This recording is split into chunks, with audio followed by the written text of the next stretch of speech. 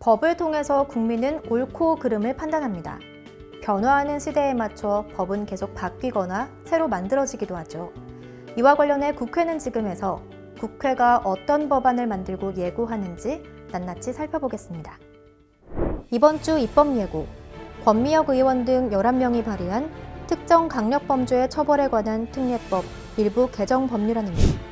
현행법은 성범죄 중 강간 등 상해치상이나 살인치사와 같이 중한 결과가 발생한 경우, 흉기를 휴대하거나 2인 이상이 합동하는 등 수법이 잔인한 경우, 그리고 동종의 실형 전과가 2회 이상 있는 경우만을 특정 강력범죄에 포함시키고 있습니다.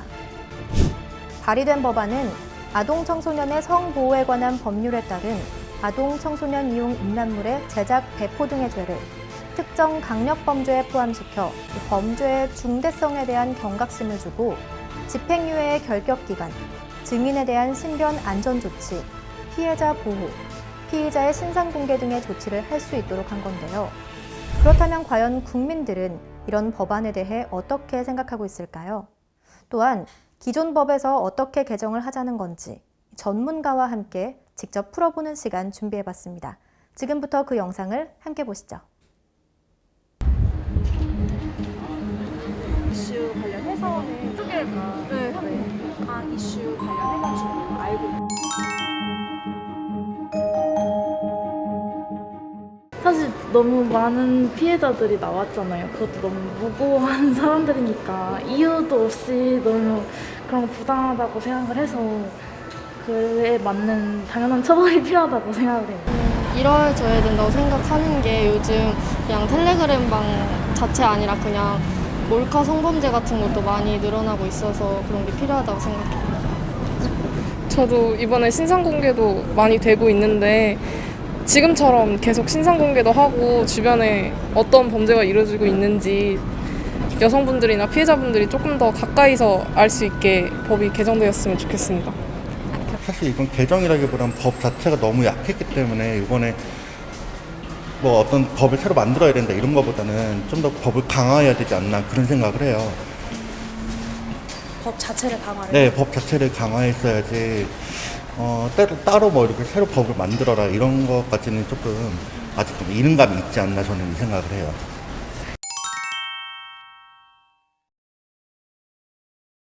저는 전체 다라고 생각해요. 이게 그냥 실제로 영상을 봤더라도 그게 뭐 자기가 그런 게 엠범방인지 모르고 봤다고 하더라도 어쨌거나 유포를 간접적으로라도 한 입장이 되는 거잖아요. 그래서 네, 당연히 그분들도 다 가해자가 될 수 있다고 생각을 해요.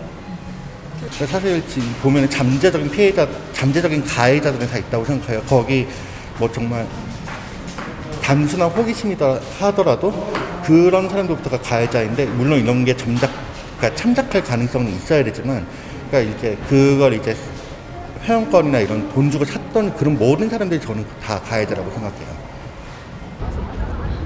거기 방에 들어가서 그 영상 본 거 자체가 아예 범죄라고 생각해요. 저도 그 톡방 안에 포함되어 있으면 그거만으로도 범죄가 될 수 있다고 생각합니다. 솔직히 그거 보는 거 자체가 아예 모르고 들어간다는 걸 생각할 수 없고 애초에 그런 거는 돈을 내고 들어가는 거다 보니까 실수라고는 생각할 수 없는 거예요. 저도 그런 방에서 다루어지는 내용이 모르고 입장할 수가 없는 방이니까 그것도 똑같이 처벌을 해야 하는 거죠.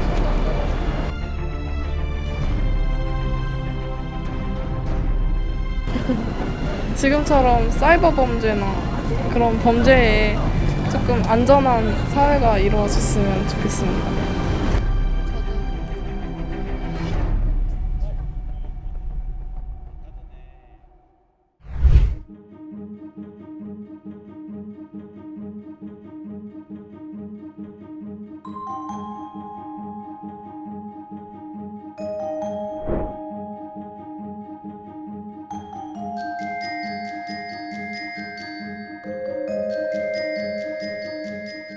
아동 청소년의 성보호에 관한 법률에서 아동 청소년 음란물의 제작 배포 등의 죄를 특정 강력 범죄에 포함시켜 범죄의 중대성에 대한 경각심을 주고 집행유예에 대한 결격기간, 증인에 대한 신변 안전 조치, 피해자의 보호 및 피의자에 대한 신상 공개 등의 조치를 할 수 있다는 것이 포함되어 있습니다. 여기서 대부분의 점들에 대해서는 당연히 합당한 조치이며 필요한 조치라고 생각합니다. 아동 청소년에 대해서 음란물을 찍는 사람 또는 그것을 배포하는 사람을 처벌한다는 데 있어서 그 누구도 반대할 수 없을 것이며, 그리고 거기에 대한 피해자인 아동을 보호하자는데 그 누가 반대를 하겠습니까? 다만 문제점은 피의자의 신상 공개에 대한 조치에 대한 점이 있습니다. 그러니까 피해자에 대해서 신상을 공개한다는 것인데, 일반인들은 피의자와 피고인 그리고 소위 말하는 형이 확정된 사람을 구별을 잘 하지 못할 수 있습니다. 피의자라는 것은 법원의 판단이 아직 받기 전에 있는 수사 단계에 있는 사람을 말하는 것입니다. 그러니까 여기에 있는 입법 조치에 대한 내용이 그대로 실현된다면은 수사만 되면, 즉 어떤 사람에 대해서 혐의만 생기게 되면 그 사람의 신상을 공개할 수 있다는 것인데요. 그 누구든 아동 청소년에 대한 음란물 배포, 제작, 촬영 등으로 인해서 신상이 공개되면 그 사람의 인생에 있어서 엄청난 타격이 될 것임은 분명합니다. 예를 들어서 실제로 작용되는 예를 본다고 하더라도, 어떤 사람이 아동에 대한 성적인 영상물을 제작하고 배포하게 되면은 그 사람은 수사 단계에서 이미 구속되어 있을 것입니다. 구속되어 있다는 말은 이미 구속되어 있기 때문에 더 이상 사회적으로 해악을 끼칠 가능성이 극히 낮다는 것입니다. 실무상 아동에 대한 성적 범죄를 저지른 사람이 불구속 상태, 즉 밖에서 돌아다니면서 재판을 받을 수는 없습니다. 이러한 실제로는 그렇지 않기 때문에 이미 구속되어 있기 때문입니다. 따라서 그 사람에 대한 신상을 공개를 하지 않는다 하더라도 이미 수사만 개시가 되면 법원의 판단을 거쳐서 구속되어 있을 것이기 때문에 더 이상 범죄가 확산되는 것은 사실상 막을 수가 있습니다. 따라서 현실적으로 범죄가 확산되는 것을 막을 수 있다는 점을 생각한다면은 그 사람의 신상을 공개하는 것이 피의자 단계가 아니라 재판에서 유죄 판결이 확정되고 난 뒤에 한다 하더라도 조금 그러한 우려점들을 불식시킬 수가 있다는 것입니다. 따라서 명분은 상당히 훌륭하며 거기에 대해서 반대는 할 수 없습니다.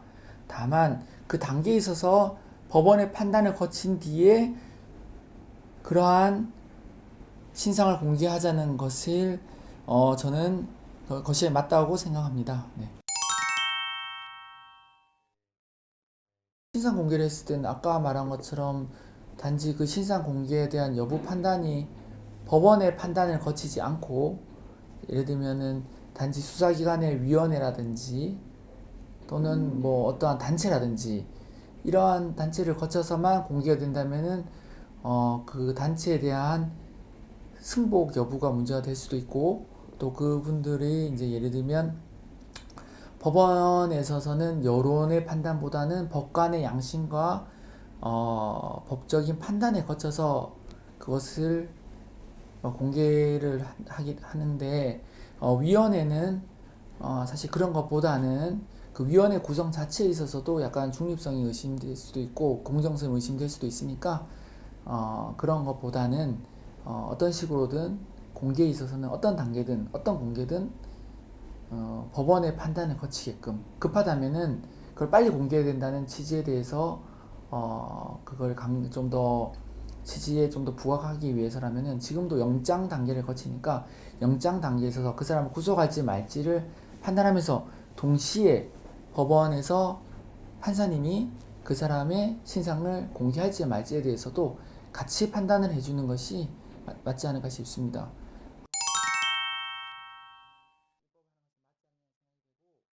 지금 20대 국회가 많은 논란 속에서 마무리가 되고 있는데, 이것이 20대 국회의 마지막 결과물이다 이런 식의 것으로 둔갑돼서 약간 20대 국회에 대한 그 그 결과물 내지 면죄부를 주는 그동안의 잘못된 면죄부를 주는 그 형태로 나타나기보다는 지금 조금만 더 논의를 거치고 충분한 검토와 부작용들에 대한 의견을 들어본 뒤에 왜냐하면 그런 부작용들이 있지만은 그 부작용들을 충분히 보완해서 법적 절차를 거쳐서 보완해서 얼마든지 취지를 실현할 수 있는 길이 있기 때문에 그것을 거친 뒤에 21대 국회에서 제대로 법을 입법하는 것이 맞지 않는가 생각이 됩니다. 왜냐하면 지금 21대 국회가 이미 다 당선인들이 확정이 돼 있고 하기 때문이죠.